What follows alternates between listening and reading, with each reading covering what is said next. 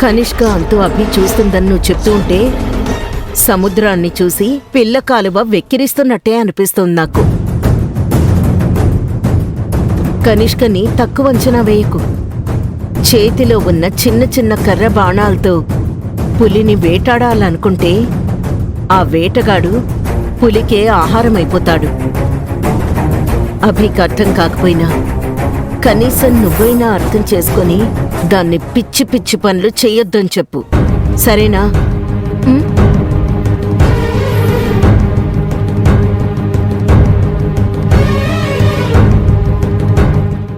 ఐరేంద్రి, అభి ఎన్ని దెబ్బలు తగిలినా చావని పాము లాంటిది. చచ్చింది అనుకునేలోపే మళ్లీ పుసుకొడుతోంది. కనిష్క గురించి పూర్తిగా తెలిసి కూడా దాని మీదకి ఎందుకు ఎగేసుకెళ్తుంది అభి?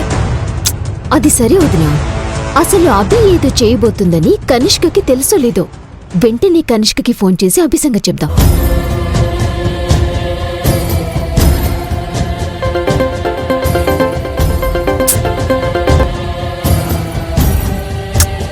ఏమైంది ఐరేంద్రి? ఏమో తెలీదు వదినా, కనిష్క ఎందుకో ఫోన్ కట్ చేస్తోంది. అలా అని వదిలేకు. కనిష్కకి విషయం చెప్తేనే అభికి తిక్క తీర్చే ప్లాన్ ఏదో ఒకటి వేస్తుంది. మళ్ళీ ఫోన్ చెయ్యి.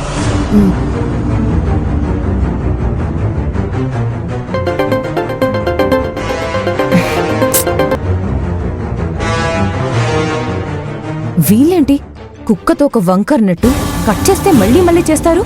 బిజీగా ఉన్నారేమో అని అర్థం చేసుకోవాలి కదా. ఈ కనిష్కకి ఏమైనా పిచ్చి పట్టిందా? ఫోన్ చేస్తుంటే కట్ చేస్తుందేంటి?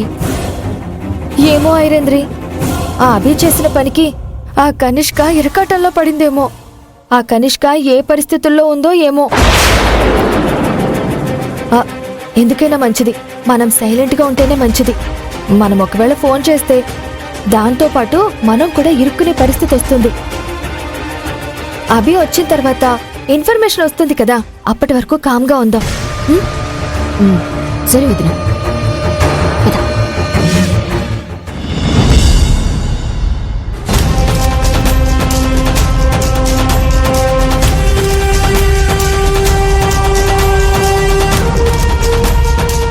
కనిష్క, కనిష్క, మీరందరూ పక్కకి రండి. ఇంతకీ కనిష్క రూమ్ ఎక్కడ? అదిగోండి సార్. పదండి. Excuse me,